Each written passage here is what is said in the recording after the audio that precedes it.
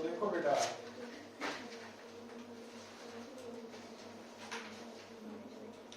उन्हें असाइनमेंट जो अज करन लगे आप ये बेस्ड है रेडिएशन वाले कंसेप्ट पे है ना। रेडिएशन उन्हें दा वेरी फर्स्ट क्वेश्चन है जदों तुसी इहदी स्टेटमेंट रीड करोगे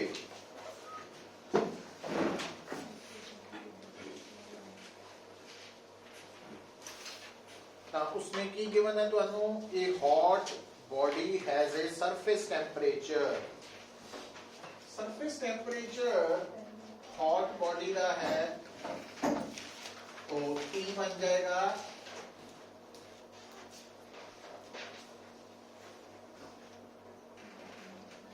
ठीक है। फाइंड आउट की करना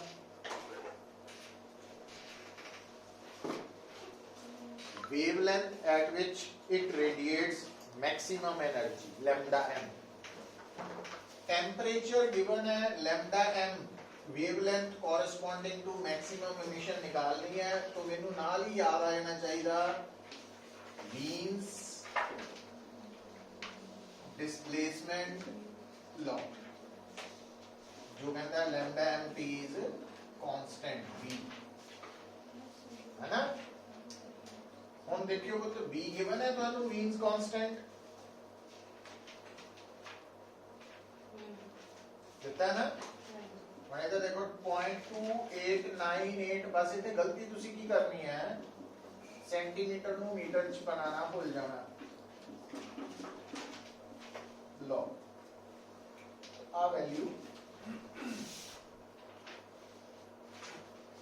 सो this is v T lambda निकल आए। हुण इहदे च दो गलतियां हो सकदियां तुहाडे कोलों, एक तां तुसीं टेंपरेचर ही नहीं कन्वर्ट कीता केल्विन च ते दूजी B नूं SI च नहीं कन्वर्ट कीता ना। ये ध्यान रखीदा इन्हां चीज़ां दा, होर कुछ भी नहीं।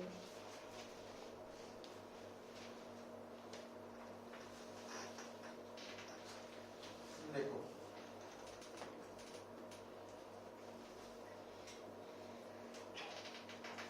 Question number 2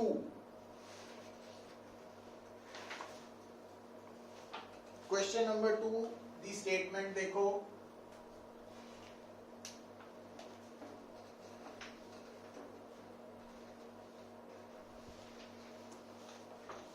the sun radiates maximum energy at a wavelength of 4753 angstrom and if the temperature of sun is 6076 Kelvin determine the temperature of star।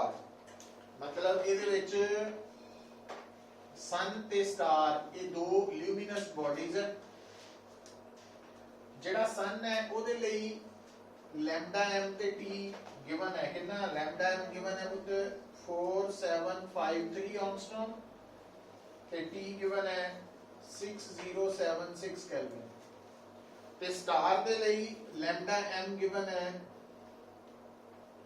9300 angstrom और t निकालना हो। हुण कोई भी बॉडी होए चाहे वो सन है स्टार है या कोई एनी अदर बॉडी तो ਉਹਦੇ ਲਈ lambda m ਤੇ t ਦਾ प्रोडक्ट v है पुत्र सुनो आया और v ਦੀ वैल्यू हर बॉडी ਲਈ सेम है। ਇਹਦਾ मतलब इस केस च सन वाले केस च और स्टार वाले केस च ये बराबर है। पर हुण ध्यान की रखना भी आ सिंबल्स थोड़े बदल लेने आप ताकि एवी ना कैंसल आउट कर दे। तो हुण पुत्र आ भी गिवन है, आ भी गिवन है, आ भी गिवन है तो आ निकालना।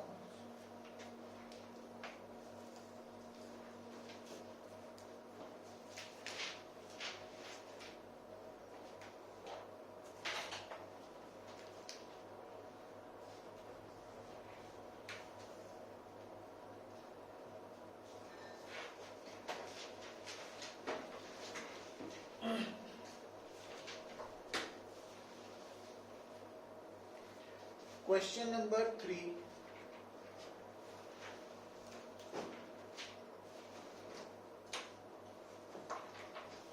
की गिवन है, एक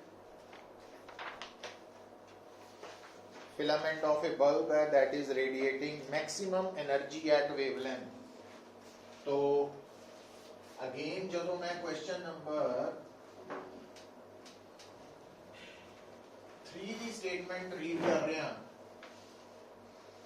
ਤਾਂ मेरे को ਜਿਹੜੀ बॉडी है वो की है फिलामेंट ऑफ बल्ब गर्म है और लैम्डा एम की वैल्यू उसने दी हुई है 3.14 into 10 raised to power minus 5 centimeter, 3.14 into 10 raised to power minus 5 into 10 raised to power minus 2 meter. ऐसा ही चले आते हैं.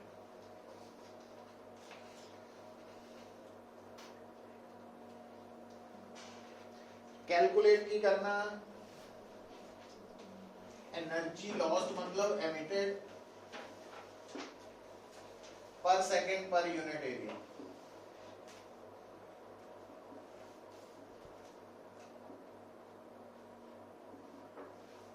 So,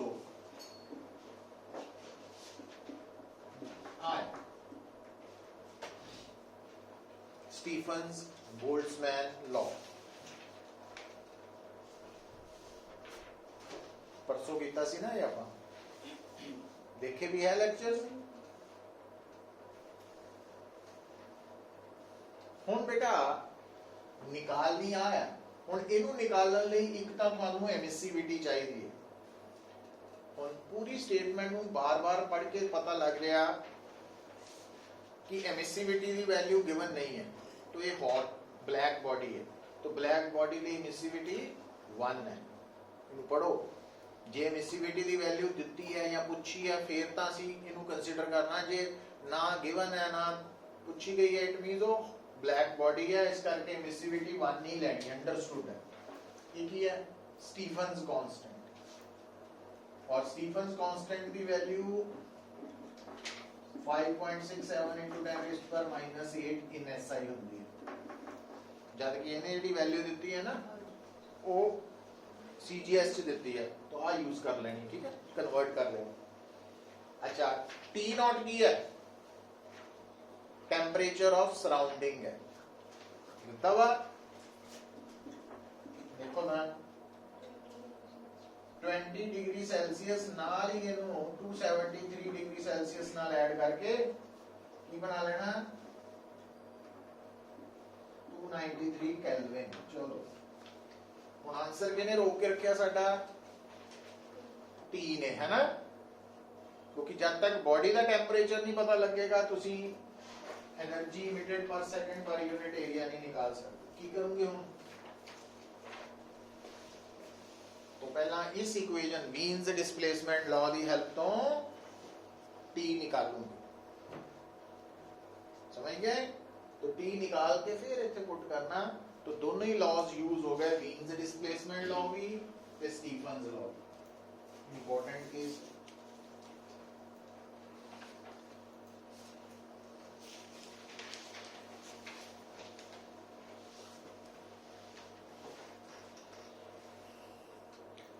Question number 4 बेटा the radiation of black body is white क्योंकि the body is in emission state. So when black body is in emission state it emits colors of all wavelengths. So it appears to be white. तो इसका answer की लिखूंगे the black body is in emission state. The black body is in emission state check and it emits radiations of all wavelengths. सब तरह की radiations emit कर रही है. So its color will be white.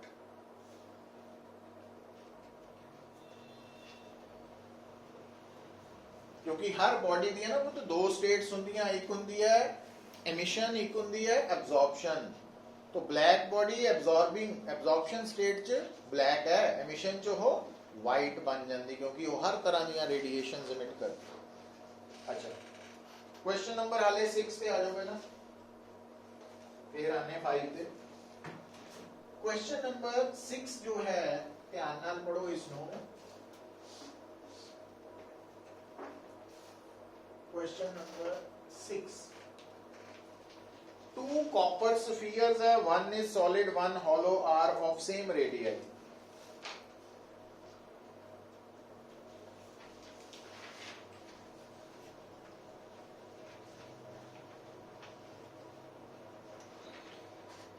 Solid, hollow, same material है, तो दसना क्या है? Both the spheres are heated to the same temperature and are allowed to cool in the same environment. Which of them will cool faster? हमने कल कीता सी Newton's law of cooling च ना कि जेड़ा रेट ऑफ कूलिंग हुंदा किसी भी बॉडी दा d थीटा बाय dt ਉਹ ਕਿਹਦੇ ਬਰਾਬਰ ਹੁੰਦਾ? याद होए epsilon emissivity surface area sigma, याद है, ओवर एमसी, है ना? आ फैक्टर्स ते हुंदा है कल वाला।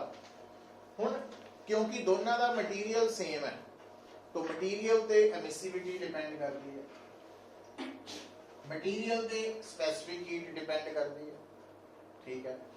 फिर स्टीफन कांस्टेंट भी दोनों ਲਈ सारे ਲਈ सेम है। अच्छा, क्योंकि दोनों का रेडियस भी सरफेस एरिया भी सेम है, फिर वो कही जाता दोनों का इनिशियल टेम्परेचर भी सेम है और सराउंडिंग का भी सेम है, तो बचिया कौन? m। तो m किहदा घट है? फॉलो दा, कि नहीं? तो जिहदा m घट है उसका रेट ऑफ कूलिंग ज्यादा होगा एंड वाइस वर्सा। तो जिहदा रेट ऑफ कूलिंग ज्यादा वा वो जल्दी कूल करेगा। तो केड़ा कूल हो रहा faster? Follow, because it's rate of cooling is more. Why? Because its mass is lesser. तो सारा मैथमेटिकली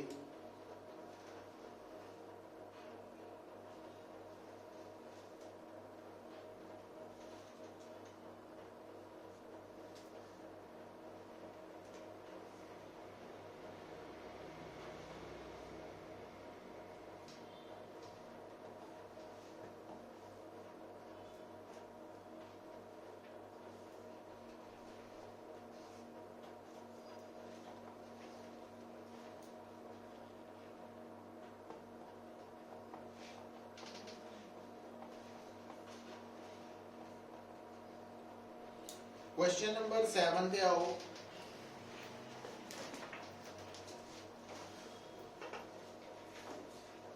क्वेश्चन नंबर 7 ते की होया ध्यान नाल पढ़ो तो कि बॉडी दा टेम्परेचर 127 डिग्री तो इंक्रीज करके कितना करता? 227 डिग्री सेल्सियस। दसना की है? Radiation emitted. हुन रेडिएशन इमिटेड का मतलब एनर्जी इमिटेड पर सेकेंड पर यूनिट एरिया।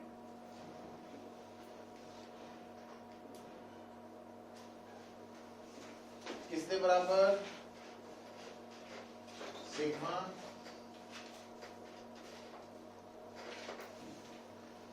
कोई भी बॉडी कितनी एनर्जी रेडिएशन इमिट करती है वो डिपेंड करता fourth power of its temperature, absolute temperature. तो पहला टेम्परेचर इना है, हुन इना हो गया ना, पर इनू इदा नहीं सोचना, इनू केल्विन च सोचना। तो केल्विन कितना होएगा? ये 400 ते आई बनेगा। तो इसका मतलब इनिशियली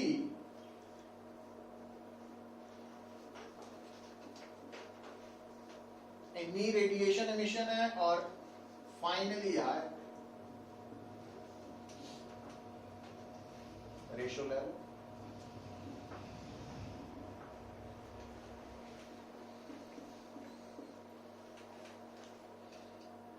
ਜਾਂ ਆਪਾਂ ਕਹ ਲਈਏ ਫਾਈਨਲ ਤੇ ਇਨੀਸ਼ੀਅਲ ਦਾ ਰੇਸ਼ੋ ਆ ਬਣ ਗਿਆ।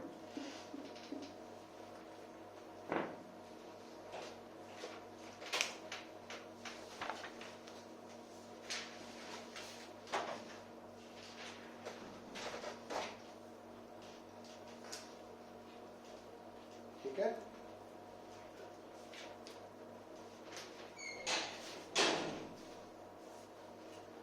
क्वेश्चन नंबर 9 पे आ जाओ।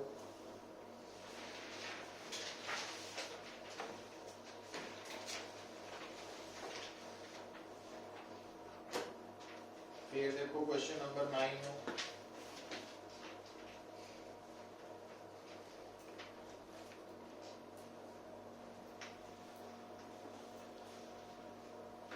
क्वेश्चन नंबर 9,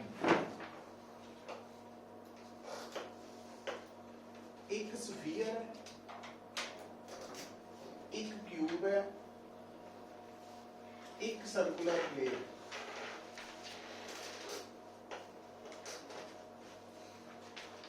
तिन्ना दा मास सेम है, तिन्ना दा मटीरियल भी सेम है। तो जे मटीरियल सेम है तो तिन्ना दी स्पेसिफिक हीट भी सेम है ना। तिन्ना दी एमिसिविटी भी सेम है, तिन्ना दी डेंसिटी भी सेम है, तिन्ना दा वॉल्यूम भी सेम है ना। ਹੁਣ मैं वॉल्यूम ਤੇ क्यों लेके आया पुत्र, क्योंकि ਉਹਨੇ ਕਿਹਦੇ ਬਾਰੇ ਮੈਨੂੰ ਕੁਐਸਚਨ ਕੀਤਾ ਵੀ ਇਹਨਾਂ ਤਿੰਨਾਂ ਵਿੱਚੋਂ ਕਿਹੜੀ ਬੋਡੀ ਦਾ ਰੇਟ ਆਫ ਕੂਲਿੰਗ ਜ਼ਿਆਦਾ ਹੈ।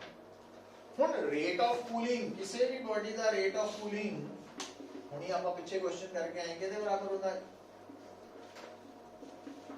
ਆਹੀ ਹੈ।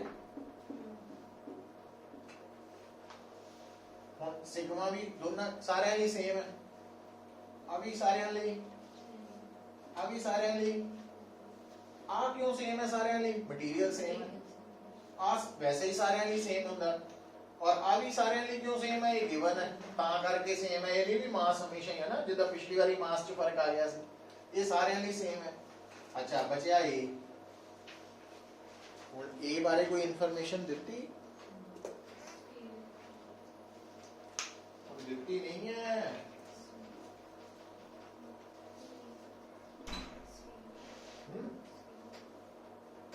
सुनो ज्योमेट्री का कंसेप्ट है, बार बार ਆਪਾਂ ਪਹਿਲਾਂ ਵੀ ਗੱਲ ਕੀਤੀ ਹੈ कि याद रखना गिवन वॉल्यूम ਲਈ ना, मतलब अगर अलग अलग शेप्स का वॉल्यूम सेम है, मटीरियल भी सेम है, शेप का वॉल्यूम भी सेम है, तो सब तो घट एरिया किहदा होना स्फीयर का ते सब तो ज्यादा सर्कल दा। सर्कल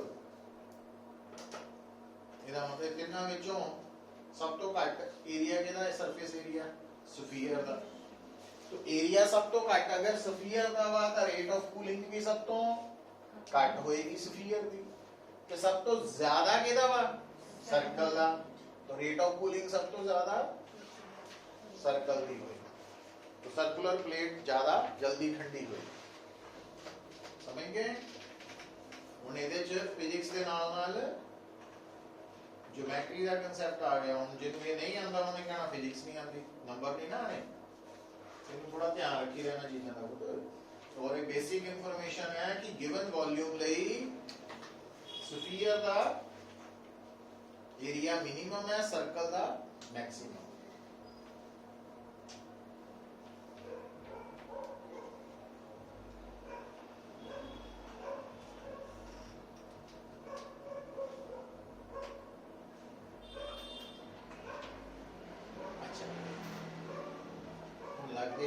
क्वेश्चन नंबर 14 पे आ जाओ।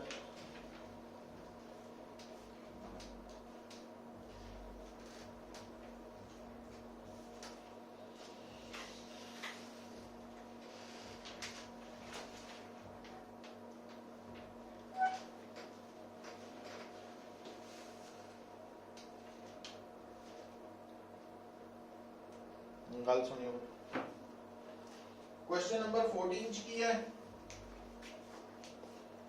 दो सॉलिड स्फीयर्स है।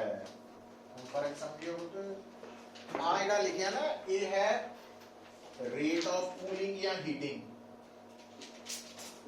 ਉਹਨੇ ਪੁੱਛਿਆ ਵਾ ਇੱਥੇ rate of loss of heat. तो फर्क समझियो dq by dt ਇਹਦੇ ਬਰਾਬਰ ਹੈ बॉडी ਦਾ rate of loss of heat आया, rate of cooling temperature change होने की रफ्तार आया, दोनों में फर्क है। तो rate of loss of heat ना मास पे डिपेंड करता ना सी ते, रेट ऑफ कूलिंग मास और सी ते डिपेंड करता। हुण ਇਹਦੇ ਵਿੱਚ ये दोनों फार्मूलाज कल वाले आर्टिकल च डिस्कस हुए सी। तो हुण दोबारा स्टेटमेंट पढ़ो कि उन्हें rate of loss of heat बारे पूछा ना कि रेट ऑफ कूलिंग बारे।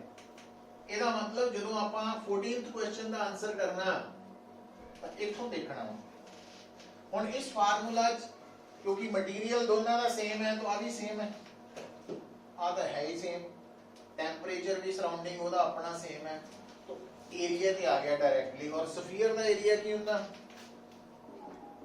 4 पाई r है ना। ਇਹਦਾ मतलब rate of loss of heat dq by dt पहले ਦਾ ਤੇ dq by dt दूसरे ਦਾ, ये रेशो किहदे बराबर आऊगी पुੱਤ r1 स्क्वायर होगा r2। समझ गए? क्योंकि आप दोनों लिए सेम है। क्यों सेम है? Material same. अच्छा अगर उन्हें हुण तुसी तां मान लो ये क्वेश्चन आपां क्लास च कीता डिस्कस है ना, और बाई चांस एग्जाम तो एक दिन पहला असी इनू पढ़िया सी और दिमाग च रह गया भी इसदा आंसर था या r स्क्वायर। तो पेपर च उन्हें यही क्वेश्चन पाता पर उन्हें की लिखा rate of loss of heat की जगह कहता रेट ऑफ कूलिंग। समझे? स्टेटमेंट नू थॉरोली पढ़ीदा हमेशा। कई बारी स्टेटमेंट जानी पहचानी लगती है तो आपां जो दिमाग दे विच पहला ਉਹਦੇ ਬਾਰੇ ਸੁਣਿਆ ਸੀ ਉਹੀ ਆਨਸਰ ਫਟਾਫਟ ਲਿਖ ਦਿੰਦੇ, ਗਲਤੀ ਹੋ ਜਾਂਦੀ ਹੈ ਨਾ। तो एक पॉइंट भी rate of loss of heat की जगह रेट ऑफ कूलिंग करता है तो फिर ਇਹਦੇ ਅਕੋਰਡਿੰਗਲੀ सोचना। ਹੁਣ ਜਦੋਂ ਇਹਦੇ ਅਕੋਰਡਿੰਗਲੀ सोचना तो आंसर देखिए वो पूछा नहीं है, पूछा वाला मैं दसता वा तो कितना देखना पता। देखो ये आ देखो रेट ऑफ कूलिंग जेड़ा एरिया है ठीक है, मास की ਹੁੰਦਾ वॉल्यूम इनटू डेंसिटी। स्फीयर पे लिए मैंने मॉडिफाई कर लिया था, मास की जगह वॉल्यूम इनटू डेंसिटी। अच्छा एरिया कादे पे डिपेंड करता 4 पाई r स्क्वायर, तो वॉल्यूम है 4/3 आ देखो, तो 4 पाई कटे गए 3 एप्सिलॉन सिग्मा रो सी आर। तो जे उसने यही क्वेश्चन च बाकी सब कुछ सेम रखा होंदा, उन्हें बस लास्ट ते रेट ऑफ कूलिंग बारे पूछया होंदा तो rate of cooling d theta by dt केदे बराबर आनी सी इनवर्सली प्रोपोर्शनल टू रेडियस। तो फिर d theta by dt first body दी ते d theta by dt second body दी रेशो r2 over r1 होनी चाहिए। आंसर बदल जाना ना।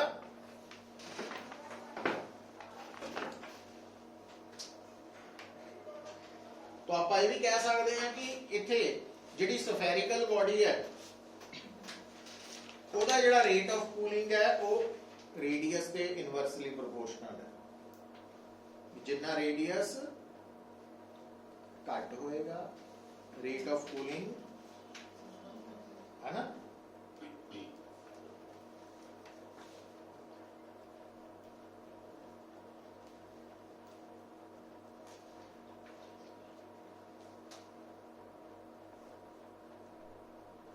आइडिया हो रहा तो वैसे सिर हिलाने ने।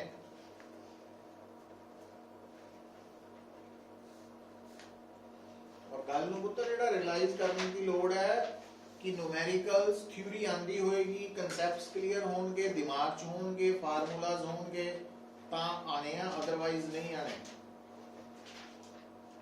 क्योंकि हर स्टूडेंट की मैक्सिमम दी 99% ਦੇ ਇਹੀ ਹੁੰਦੀ ਹੈ ਵੀ ਥਿਊਰੀ ਆਂਦੀ ਹੈ, ਨੂਮੈਰੀਕਲਸ ਨਹੀਂ ਨਿਕਲਦੇ। ਉਹ ਥਿਊਰੀ ਨਹੀਂ ਆਂਦੀ, ਉਹ ਤਾਂ ਉਹਨੀਆਂ ਘੋਟੇ ਲਾਏ ਆ ਡੈਫੀਨੇਸ਼ਨਾਂ ਨੂੰ, ਬਸ ਉਹਨਾਂ ਨੂੰ ਪਤਾ ਵਾ, ਜੇ ਸਿੱਧਾ ਪੁੱਛ ਲਿਆ ਤਾਂ ਯਾਦ ਆ ਜਾਂਦਾ, ਨਹੀਂ ਤਾਂ ਪਤਾ ਹੀ ਨਹੀਂ ਲੱਗਦਾ ਵੀ ਕੌਣ ਕਿੱਥੇ ਰੱਖਿਆ ਸੀ, ਹੈਨਾ।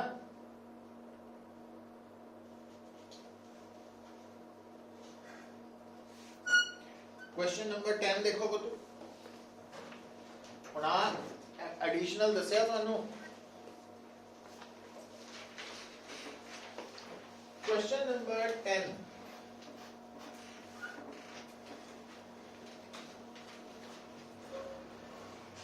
क्वेश्चन नंबर 10 की है बॉडी है जिसका एरिया है 5,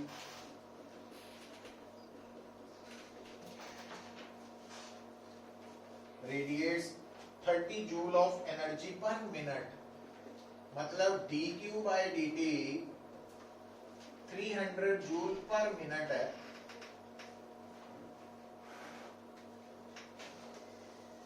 और टेम्परेचर है 727 प्लस 273, नाल मिला के गल करनी है, कितना हो गया 1000 केल्विन। एमिसिविटी कहना दसो। ਹੁਣ ਧਿਆਨ ਦਿਓ ਪੁੱਤਰ, ਐਕਚੁਅਲੀ ਜਦੋਂ ਵੀ ਤੁਹਾਨੂੰ એનર્ਜੀ ਦਿੱਤੀ ਹੋਏ ਨਾ ਪਰ ਯੂਨਿਟ ਟਾਈਮ, ਤਾਂ ਤੁਸੀਂ ਉਹ ਰੇਡੀਐਂਟ ਪਾਵਰ, ਰੇਡੀਐਂਟ ਪਾਵਰ એનર્ਜੀ ਇਮਿਟਡ ਪਰ ਯੂਨਿਟ ਟਾਈਮ ਪਰ ਸੈਕਿੰਡ, ਉਹ ਹੁੰਦੀ ਹੈ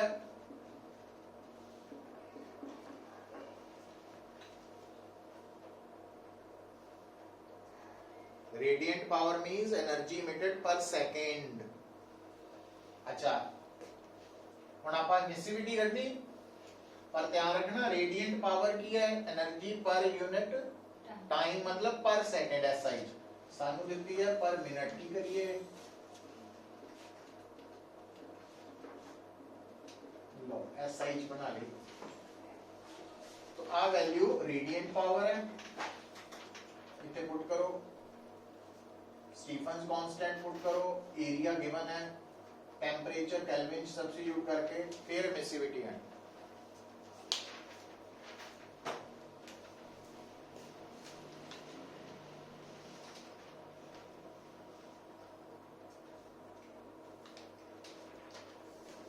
है ना। क्वेश्चन नंबर 11 आ जाओ। क्वेश्चन नंबर 11 सेम फार्मूला लगना, रेडिएंट पावर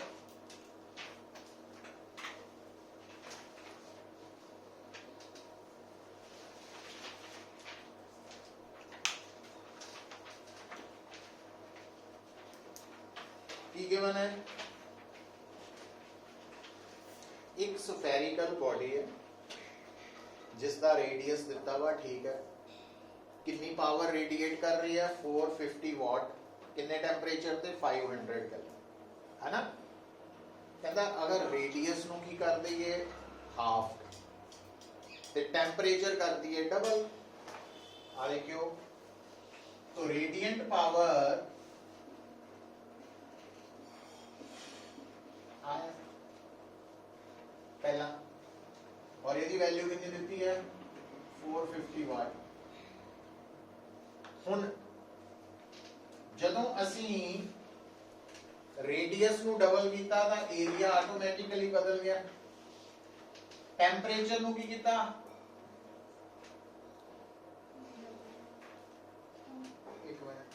रेडियस हाफ है, टेम्परेचर डबल है, रेडियस हाफ कीता तां भी एरिया बदल जाना है, टेम्परेचर डबल कीता तां भी बदल गया, ठीक है, तो पावर बदल गई। हुन रेशो ले लेते हैं,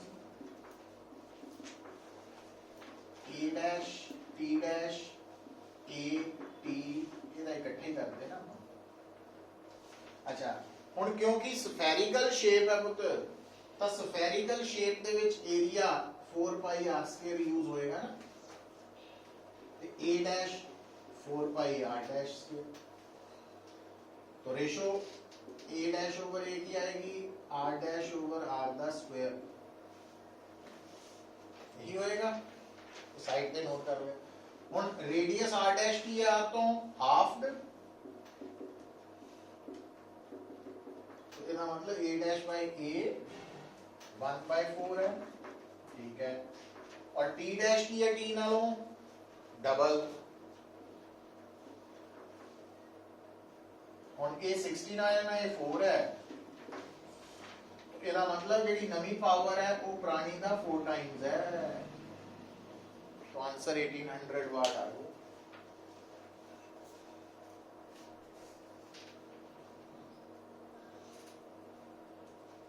है ना?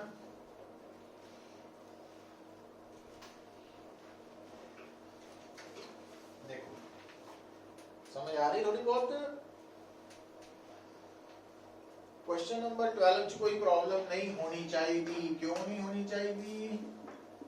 क्योंकि लैम्डा एम ते टेंपरेचर क्योंकि कांस्टेंट होते हैं, तो lambda M inversely proportional to T है ना, तो टेंपरेचर दे इंक्रीज होना लैम्डा एम घटना चाहिए, तो ग्राफ डी ऑप्शन आ जानी चाहिए।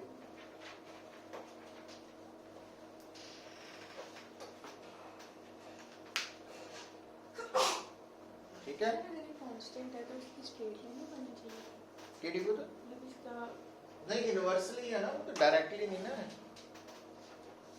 ये रेक्टेंगुलर हाइपरबोला बनना। प्रैक्टिकली प्लॉट करके देखो ना तो शेप इतना नहीं आएगी, स्ट्रेट लाइन शेप नहीं आनी, तो रेक्टेंगुलर हाइपरबोला शेप।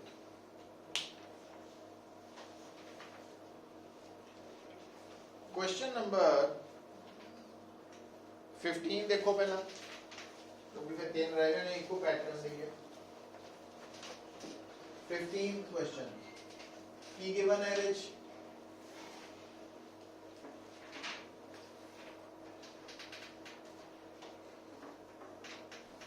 क्वेश्चन 15 जो है ਇਹਦੇ ਚ ਨਾ ਬੋਲਦੇ लैम्डा और आई, लैम्डा है ना, और ये का ग्राफ है, ये केड़े टेंपरेचर ਲਈ है T1 ਲਈ, और फिर कुछ इतना का ग्राफ देता 8 लैम्डा 2 अलग है लैम्डा। ਹੁਣ ਤੁਹਾਨੂੰ याद होना चाहिए कि लैम्डा एम की वैल्यू का टेंपरेचर नाल की रिलेशन है, इनवर्सली प्रोपोर्शनल। हुण आ जेडे तीन कर्व दिते हुए हैं तुहानू डायग्राम बना के जां कुछ, सब तो घट के दी लैम्डा एम है ना, तो जेदी लैम्डा एम सब तो घट होएगी ओदा टेंपरेचर सब तो ज्यादा होएगा, ठीक है। T1 सब तो ज्यादा है, तो लैम्डा एम सब तो घट के दी है एदी, तो T1 सब तो ज्यादा, लैम्डा एम सब तो ज्यादा के दी है, T3 सब तो घट होएगा, ये विचकार आ गया, तो आ ऑर्डर बनेगा इनका,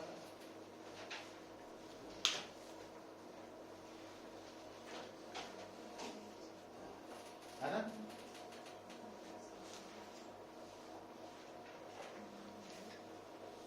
means displacement of lambda M अगर ज्यादा हुआ तो टेंपरेचर कट होएगा, क्योंकि लैम्डा एम ते टी दा प्रोडक्ट कांस्टेंट है। हाइट नहीं बुत, लैम्डा एम देखो आ है लैम्डा एम, जिथे पीक बन रही है ना उसके कॉरेस्पॉन्डिंग वेवलेंथ, अब वेवलेंथ इधर नहीं है इस तरफ है ना, तो आप पीक की जेडी बन रही है वो लैम्डा एम दे कॉरेस्पॉन्डिंग होगी ना, वाली एदी पीक बन रही है।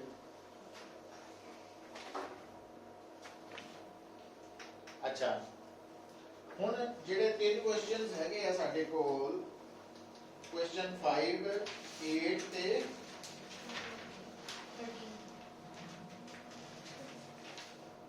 13 है ना, तीनों दे विच ध्यान नाल देखो, कॉमन पता की है ਆ ਦੇਖਿਓ ਤਿੰਨਾਂ ਚ ਕਾਮਨ ਇਹ ਹੈ कि एक बॉडी है जिसका इनिशियल टेंपरेचर है दिस वन और वो कुछ टाइम दे विच पूरा टेंपरेचर फॉल कर गया, ठीक है। और उस तो बाद फिर ਉਹਦਾ टेंपरेचर कुछ है, फिर कुछ देर बाद फॉल कर गया। तो θ1 तो θ2 ओनली T1 है, θ3 तो T2 है। तो ये दसना कि दोनों के टाइम्स का रिलेशन की है या किस तरह है ना। तो कल ਆਪਾਂ ਪੜਿਆ ਸੀ ਜਦੋਂ ਵੀ ਨਾ ਬੋਡੀ ਦਾ ਟੈਂਪਰੇਚਰ ਫਾਲ ਕਰੇਗਾ ਤਾਂ rate of fall of temperature cooling ਵੀ ਇਹਨੂੰ ਕਹਿੰਦੇ ਉਹ ਆਪਾਂ ਉਹ ਲਿਖਦੇ ਆ d θ dt proportional to, मैं तो थोड़ा ध्यान देगा ना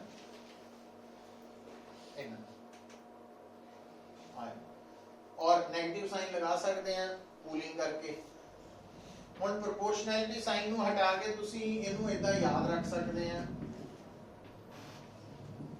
कांस्टेंट ऑफ प्रोपोर्शनैलिटी, ठीक हो गई ਗੱਲ। ਹੁਣ न्यूमेरिकल सॉल्व ਕਰਨ ਦੇ ਲਈ ਇਹਦੇ ਚ ਆ ਹੈ ਟਾਈਮ ਟੇਕਨ ਹੈ ਨਾ। ਹੁਣ ਆਪਾਂ ਇਸ ਨੂੰ ਇਦਾਂ ਕੁਝ ਲਿਖ ਸਕਦੇ ਹਾਂ d थीटा ਕੀ ਹੋਏਗਾ ਚੇਂਜ ਇਨ ਟੈਂਪਰੇਚਰ है ना। तो ਇਹਨੂੰ ਮੈਂ ਇਦਾਂ ਲਿਖ ਦੇਣਾ ਮੋਡ ਪਾ ਕੇ, नेगेटिव साइन ਦੀ ਕੋਈ ਜ਼ਿਆਦਾ ਇੰਪੋਰਟੈਂਸ ਨਹੀਂ ਕਿਉਂਕਿ ਉਹ ਕੈਨਸਲ ਹੋ ਜਾਣਾ। ਸੋ d थीटा ਮੋਡ ਪਾਤਾ ਨਾ ਇਸ ਕਰਕੇ फाइनल माइनस इनिशियल या इनिशियल माइनस फाइनल डिफरेंस ही है। और dt ਦਾ ਮਤਲਬ ਕੀ ਹੈ ਟੈਂਪਰੇਚਰ ਨੂੰ ਇਨੀਸ਼ੀਅਲ ਤੋਂ ਫਾਈਨਲ ਜਾਣ ਤੱਕ ਕਿੰਨਾ ਟਾਈਮ ਲੱਗਾ, ਮੈਂ t ਕਰਤਾ is equal minus k theta naught की है वो तो टेम्परेचर ऑफ सराउंडिंग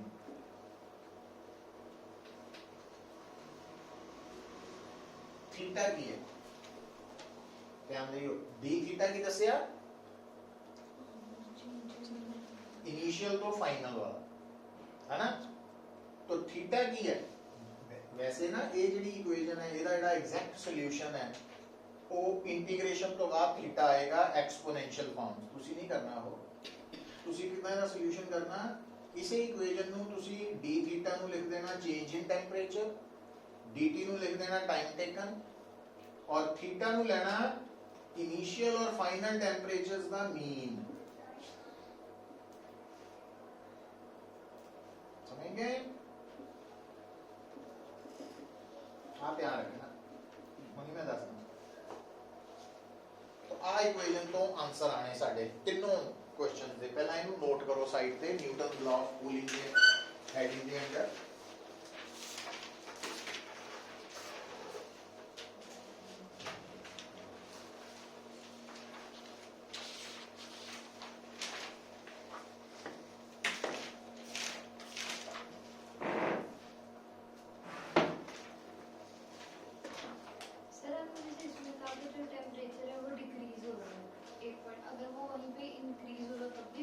काफी सेम ही है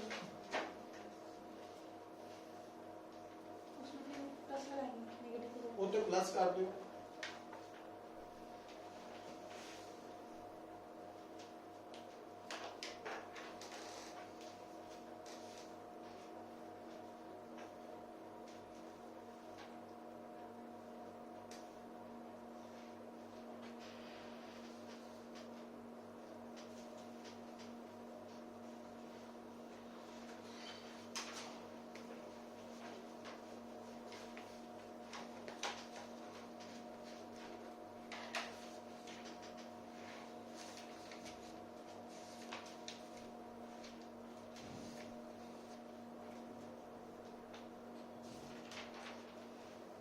क्वेश्चन नंबर 5 की स्टेटमेंट पढ़ो।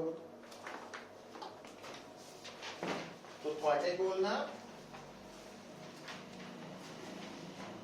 Newton law of cooling numericals ਲਈ आ बन गया वा आ मेन फार्मूला और इस फार्मूला च थीटा नॉट की है वो दस्या ते थीटा दी वैल्यू कितना ली गई है वो दसदा। हुण देखो हुणी तुहानू समझ आई नहीं गल दी। क्वेश्चन नंबर 5 जिदा स्टेटमेंट पढ़ो body cools from 80 to 50 degree Celsius, है ना? कितने टाइम च इन 5 minutes. 5 मिनट। ठीक है, ये पहला पार्ट है। हुण फर्स्ट पार्ट ले ना देखो आकी बन जाना 80 माइनस 50 30 इन्हें यूज होना ना 30 बाय 5 मिनट ही रहने दो कोई गल नहीं, पर ध्यान रखियो भी मिनट है। 5 मिनट लिखना लिख लो इज इक्वल टू माइनस के मीन की बनूंगा 80 plus 50 130 by 2 65. minus surrounding the temperature with the 20. A equation बन गई 1 है ना? हाले मैं इन फर्दर लिख सकते डिफरेंस। अच्छा ਹੁਣ ਜਿੱਦਾਂ ਆ ਤੁਸੀਂ ਲਿਖ ਸਕਦੇ ਸੀਗੇ तो भी मैं लिखना 6 is equal to minus k into 40। ਹੁਣ ਇਹਦਾ ਸੈਕੰਡ ਪਾਰਟ ਕੀ ਹੈ ਕੈਲਕੂਲੇਟ ਦਾ time it takes to cool from 60 to 30। ਹੁਣ ਦੂਸਰੇ ਪਾਰਟ ਚ 60 to 30 ਹੋਣ ਲਈ ਟਾਈਮ ਕਿੰਨਾ ਲੱਗੇਗਾ ਨਾ फिर आही इक्वेशन यूज करनी पुत्र 60 to 30 टाइम फाइंड आउट करना माइनस के इनिशियल और फाइनल का मीन 45 बन जाना माइनस 20 तो ये बन गया 30 by t is equal to minus K 25 number 2। ये दूसरी इक्वेशन आ गई। की करना डिवाइडिंग इक्वेशन 1 by 2 कर लो तो के कट्टे जाने t बच जाना आंसर आएगा देखो कितना है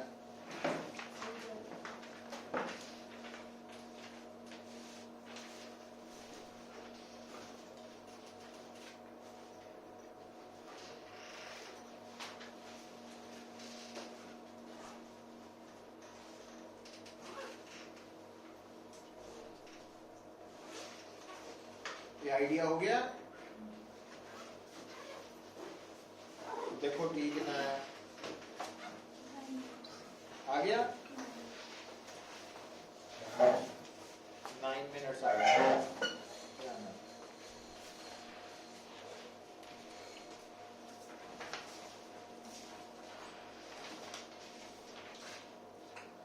क्वेश्चन नंबर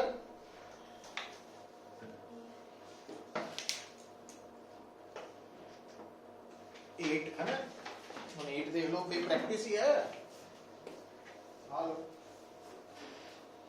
क्वेश्चन नंबर 8 ਦੇ ਵਿੱਚ ਕੀ ਗਿਵਨ ਹੈ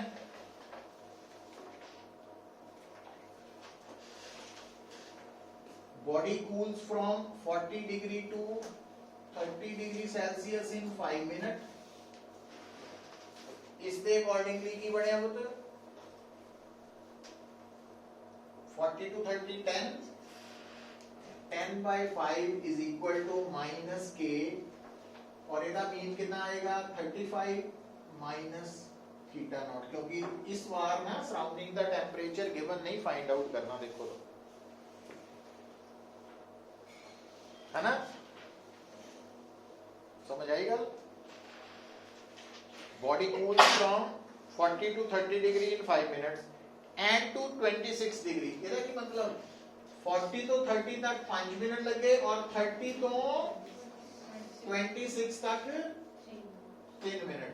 और इस फार्मूला के अकॉर्डिंगली डिफरेंस कितना आया 4/3 माइनस के।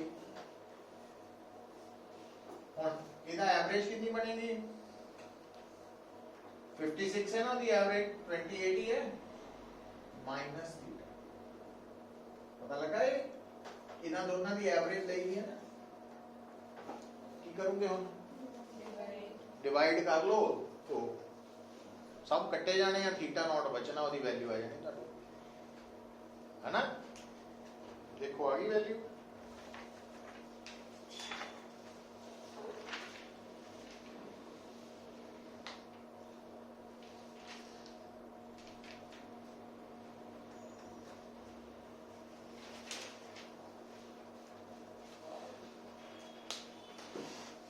अच्छा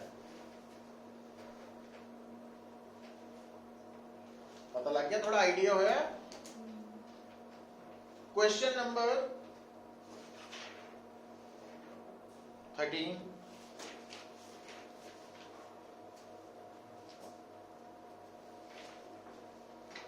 question number 13 a cup of tea cools from 80 degree Celsius to 60 degree Celsius in 1 minute. 80 degree Celsius to 60 degree Celsius in 1 minute. In next 1 minute, its temperature will be, मतलब 80 तो 60 का 1 minute हो गया, हुन 60 तो कितना टेम्परेचर होएगा अगले 1 मिनट बाद, और थीटा नॉट की वैल्यू कितनी मिलती है, 30 डिग्री। लो फिर आही फार्मूला लाओ, पहला आही फार्मूला फर्स्ट केस च लगाओगे ता डिफरेंस आएगा 20/1 इज इक्वल टू माइनस के 70 माइनस 30 डिग्री। पता लगा है 80 प्लस 60 140/2। अच्छा दूसरी बार ਇਹਦੇ ਲਈ ਕੀ ਕਰੋਗੇ, डिफरेंस कितना लोगे पुत्र 60 माइनस थीटा ओवर 1, ये इनिशियल है फाइनल है, इज इक्वल टू माइनस के, और इन दोनों की average 60 plus theta by 2 minus 30। लो आ दो इक्वेशंस आ गई हैं, समझ आ भी रही है। ਇਹਦੀ ਰੇਸ਼ੋ ਲੈ ਲਈ ਦੋਨੋਂ ਦੀ, ਹੁਣ ਇੱਥੋਂ ਥੀਟਾ ਨਿਕਲ ਆਏਗਾ, ਥੀਟਾ ਮੀਨਸ ਬਈ 80 to 60 1 ਮਿੰਟ ਚ ਹੋਇਆ, ਤਾਂ 60 ਤੋਂ 1 ਮਿੰਟ ਬਾਅਦ ਅਗਲਾ ਟੈਂਪਰੇਚਰ ਕਿੰਨਾ ਪਹੁੰਚੇਗਾ, ਔਰ ਤੁਸੀਂ ਨੋਟ ਕੀ ਕਰੋਗੇ ਪੁੱਤ 80 ਤੋਂ 60 1 ਮਿੰਟ ਚ ਕਿੰਨਾ ਟੈਂਪਰੇਚਰ ਡਿਫਰੈਂਸ ਹੈ 20 ਦਾ। ਇਹ ਨਹੀਂ ਹੈ ਵੀ ਤੁਸੀਂ ਉਦਾਂ ਹੀ ਕਹਿ ਦੋ ਕਿ ਲੈ ਇਹ ਤਾਂ ਕਾਮਨ ਸੈਂਸ ਹੀ ਆ ਵੀ 80 ਤੋਂ 60 1 ਮਿੰਟ ਜਦ ਅਗਲੇ 1 ਮਿੰਟ ਚ 60 to 40 ਹੋ ਜੂ, है ना कि नहीं। तो कॉमन सेंस नहीं बरतनी, कंसेप्ट ਨੂੰ यूज करना है, कई बार गलती हो जाती है ना, हाँ मैं कह रहा हूँ। तो ये है रिगार्डिंग किसके बारे, रेडिएशंस बारे, बल्क प्रॉपर्टीज का कंप्लीट यूनिट है ना, वो कंप्लीट हो गया सारा। यूनिट नंबर 7, 8 और 9 तक काफी छोटे छोटे ही है, पर आप पहला हम स्टार्ट करांगे कल तो यूनिट नंबर 10 वेव्स वाला, और यूनिट नंबर 10 ਦੇ ਕੰਸੈਪਟ ਨੂੰ ਸਮਝਣ ਲਈ ਨਾ ਪੁੱਤ ਦੇਖੋ, तो यूनिट नंबर 10 एक तक आंदे आंदे थक जाने ਆਪਾਂ, ਸਿਲੇਬਸ ਤਾਂ ਇੰਟਰਸਟ ਘਟ ਜਾਂਦਾ। दूसरा कि थोड़ा जिहा ਇਹਦਾ ਕਨਸੈਪਟ ਜਿਹੜਾ ਵਾ मैथमेटिकल पॉइंट ऑफ व्यू ਤੋਂ ਸਮਝਣ ਦੀ ਲੋੜ ਹੈ, ਮੁਸ਼ਕਿਲ ਨਹੀਂ ਹੈ, ਨਾ ਹੀ मैं डरा रहा, मैं जस्ट एक दस रहा कि कंसेप्ट ਨੂੰ ਕਿੱਦਾਂ ਸਮਝਣਾ ਆਪਾਂ। ਇਸ ਨੂੰ ਦੇਖੋ कि इस यूनिट का नाम है, लिख लो यूनिट नंबर 10 करांगे कल ही start. Unit number 10 oscillations and wave motion. Oscillations and wave motion.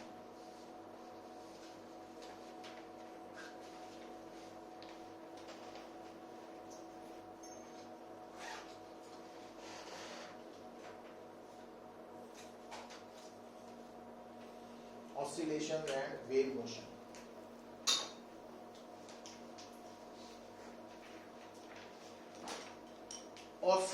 ਕਰਨ ਦਾ ਮਤਲਬ ਕੀ ਹੈ? ਦੇਖੋ, अगर तुसी कई बार पेंडुलम देखिया, कितने देखिया? फिजिक्स लैब और क्लॉक च भी कई होंगी ना, डिजाइनर क्लॉक्स बनिया हुई। तो जिहड़ा पेंडुलम है, जदों आप उसके मोशन नूं देखते हैं, है ना, तुसी नोट करियो, जदों भी सैल मुक जाए, वो जिहड़ा पेंडुलम है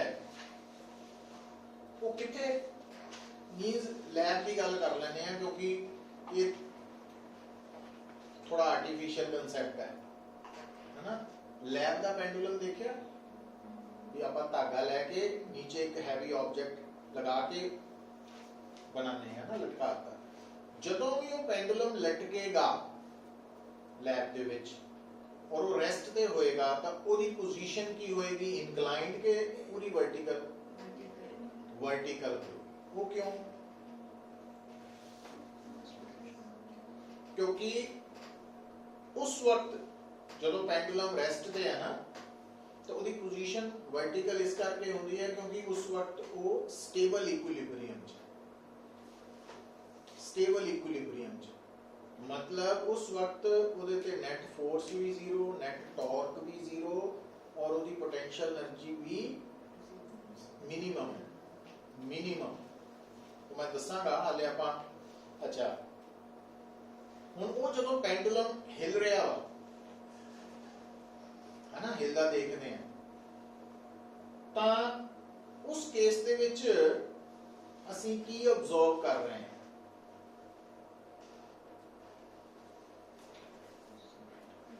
की ऑब्जर्व कर रहे हैं? हम देखो, इस वक्त साडा पेंडुलम है रेस्ट ते, तो जदों भी तुहाडा सिस्टम जिसने ऑसिलेट करना वा, अगर वो रेस्ट ते है, तो उस पोजीशन, उस जगह नूं जिथे वो रेस्ट ते है, उन्होंने कहने आ मीन पोजीशन। और वो मीन पोजीशन जिहड़ी जगह वा, वो की है? स्टेबल इक्विलिब्रियम पोजीशन है। और जदों तुसी पेंडुलम नूं हिलदा देखदे हैं तो तुसी की ऑब्जर्व कर रहे हैं? तुसी देख रहे हैं कि जिहड़ा पेंडुलम दा बॉब है वो लगातार अपनी जगह बदल रहा है ना। और वो जिहड़ी जगह उसदी बदल रही है, ਉਹਦੇ ਚ ਜਿਹੜਾ ਬਦਲਾਵ ਆ ਰਿਹਾ, ਚੇਂਜ ਆ ਰਹੀ ਹੈ, ਉਹ ਲਗਾਤਾਰ ਵੱਧ ਰਹੀ ਹੈ ਕਿ ਲਗਾਤਾਰ ਘਟ ਰਹੀ ਹੈ, ਕਿ ਮਰਜ਼ੀ ਦੇ ਹਿਸਾਬ ਨਾਲ ਕਦੀ ਘਟ ਗਈ ਕਦੀ ਵੱਧ ਗਈ? ਕੀ ਹੁੰਦਾ ਉਹਦੇ ਚ? ਕਦੀ ਨੋਟ ਕੀਤੀ ਗੱਲ ਹੈ? ਜਦੋਂ ਪੈਂਡੂਲਮ ਇਸ ਤਰਫ ਗਿਆ ਹੈ ਨਾ, ਤਾਂ ਉਹਦੀ ਜਿਹੜੀ ਪੋਜੀਸ਼ਨ ਹੈ, ਮੀਨ ਪੋਜੀਸ਼ਨ ਤੋਂ इंक्रीज हो रही है, दूर जा रहा कि नेड़े आ रहा? दूर जा रहा। ਇਹਦਾ मतलब ਉਹਦੀ ਜਿਹੜੀ डिस्प्लेसमेंट है वो इंक्रीज हो रही। अच्छा, क्या वो लगातार ही इंक्रीज होती जाती है कि एक जगह ते वो रुकदा वा? फिर की हुंदा? वापस आ, ਜਦੋਂ वापस आंदा ਤਾਂ ਉਹਦੀ डिस्प्लेसमेंट डिक्रीज हो रही, और जदों मीन ते पहुंचदा तो डिस्प्लेसमेंट जीरो हो गई। उस तो बाद वो उल्ट साइड वाल नूं, है ना, तो हुण डिस्प्लेसमेंट फिर दोबारा की हो रही, फिर की हो गई मैक्सिमम, फिर वापस, है ना। अच्छा, ਇਹਦੇ ਚ देखो पहला वधी फिर घट गई डिस्प्लेसमेंट, फिर वध गई फिर घट गई। ਹੁਣ ਪਹਿਲੀ ਵਾਰ ਜਿਹੜੀ ਵਧੀ ਸੀ ਔਰ ਘਟੀ ਸੀ, ਦੂਸਰੀ ਵਾਰ ਵਧੀ ਘਟੀ ਸੀ, ਦੋਨਾਂ ਦੀ ਡਾਇਰੈਕਸ਼ਨ ਸੇਮ ਸੀਗੀ ਕਿ ਫਰਕ ਸੀ? ਫਰਕ ਕੀ ਸੀ? ਆਪੋਜ਼ਿਟ ਸੀ, ਹੈ ਨਾ। ਤੋਂ ਜਦੋਂ ਨਾ ਤੁਸੀਂ ਕਿਸੇ ਵੀ ਸਿਸਟਮ ਦੇ ਨਾਲ ਜੁੜੀ ਹੋਈ ਕੋਈ ਵੀ ਜਿਹੜੀ ਪ੍ਰੋਪਰਟੀ ਹੈ, ਇਹਦੇ ਚ ਆਪਾਂ ਗੱਲ ਕੀਤੀ ਡਿਸਪਲੇਸਮੈਂਟ ਦੀ, ਜਦੋਂ ਕਿਸੇ ਵੀ ਸਿਸਟਮ ਦੇ ਨਾਲ ਜੁੜੀ ਹੋਈ ਪ੍ਰੋਪਰਟੀ ਜਾਂ ਫਿਜ਼ੀਕਲ ਕੁਆਂਟੀਟੀ ਦੀ ਵੈਲਿਊ कितना चेंज करे, जीरो तो पहला वध के मैक्सिमम हो जाए, फिर घट के जीरो हो जाए, फिर उल्ट पासे नूं वध के मैक्सिमम होके फिर जीरो हो जाए। तो इस प्रॉपर्टी ਨੂੰ ਅਸੀਂ ਕਹਿੰਦੇ ਆ ਵੀ ਇਹ ਕੀ ਹੋ ਰਹੀ ਹੈ, ऑसिलेट कर रही है ना। तो एक ਆਪਾਂ ਜਿਹੜੀਆਂ ਅਸੀਂ ਹਿਲਦੇ ਦੇਖਦੇ ਆ ਇਹ ਮਕੈਨੀਕਲ ऑसिलेशंस है। तो +2 ਚ ਆਪਾਂ ਪੜਾਂਗੇ इलेक्ट्रिकल ऑसिलेशंस। तो ऑसिलेशन ਦਾ टेक्निकल मीनिंग दिमाग 'ਚ ਕੀ ਬਿਠਾਣਾ, हिलना नहीं बिठाना, की बिठाना भाई उस बॉडी नाल जुड़ी हुई कोई भी फिजिकल क्वांटिटी कितना बदल रही है, इंक्रीज फिर है ना। तो थोड़ा जिहा आइडिया हो गया। पर ये जरूरी नहीं है कि पहला इंक्रीज ही होए फिर डिक्रीज होए, पहला डिक्रीज हो सकती है ते फिर इंक्रीज फिर डिक्रीज इतना भी हो सकती। जिदा हम देखो हम मान लो पेंडुलम है, हम पेंडुलम नूं जे तुसी इत्थों धक्का देता है तो फिर इन्हें इदा जाना, इंक्रीज होना फिर वापस घटना है ना। तो जे पहले ही पेंडुलम नूं पकड़ के इत्थे लै गए साइड ते तो फिर जदों आपां नूं छड्डना तो डिक्रीज होनी स्टार्ट, डिक्रीज तो होया ना। तो कहने का मतलब ये सारी कंडीशन आनी है, इनू समझना वा। यह गल पल्ले पै गई तो कोई मुश्किल नहीं है इस टॉपिक की। तो बाकी सारा सिंपल काम ही है। साइन करव कोसाइन करव पढ़े हुए हैं कि नहीं?